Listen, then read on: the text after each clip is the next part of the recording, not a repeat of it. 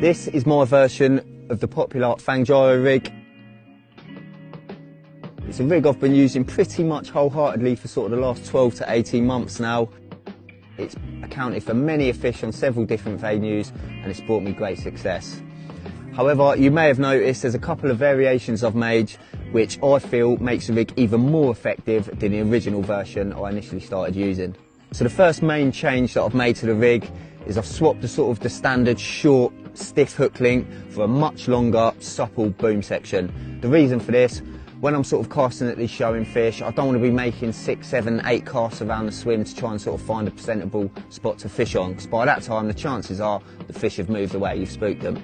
So this long boom, supple boom section allows me to sort of one cast, maybe two, cast to where the fish are showing, and I know that 9 times out of 10 I'll be fishing over any form of substrate that I'll be casting onto.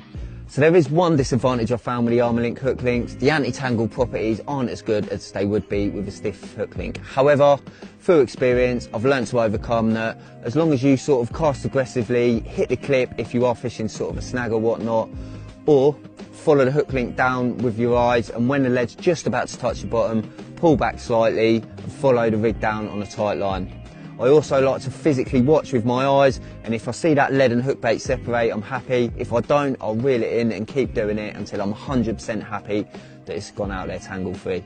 And the second variation I like to make on the rig is, instead of fishing it sort of the traditional way, which is sort of sliding on the hook, I choose to fish it slip D style.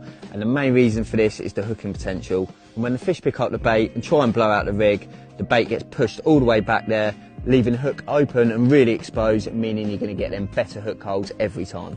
I choose to fish this rig in conjunction with a leg clip setup. I've always been a fan of the leg clip. It ticks all the boxes for me and allows me to fish safely and effectively in all situations. That, coupled with a short length of cling-on leader, makes it the ultimate setup for the majority of my fishing. And the last thing to think about is the actual length of the boom itself. I mean, this is sort of average size for me. However, if I know I'm fishing over sort of a light weed or heavy silt even, I'll be more than happy to lengthen the boom. In some cases, I've sort of fished it up to 16, 18, even 20 inches at times. To tie this rig, I first take a size 4 Fang gyro hook. I then cut a sliver of shrink tube and thread it onto the hook. It's very important to do this at this stage, and it will make life a hell of a lot easier later on in the process. I then cut a small section of 15-pound Baliq. This will act as my slip D sort of section. I form a loop and put it through the eye of the hook. I then pull that through the bit of the shrink tube and use a baiting needle, which will make the process a whole lot easier.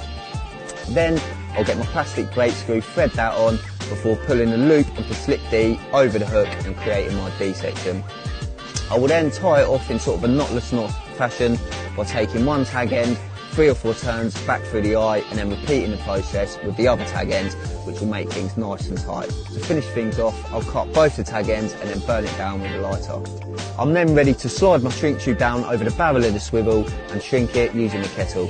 So that's our hook end section ready, and now it's down to the boom. I'll take a section of 35-pound Baliq and I'll tie that to the swivel with a 6-turn grinner knot. I then take 2 medium tungsten sinkers and slide them onto the rig. Next, slide down one of the tungsten anti-tangle sleeves.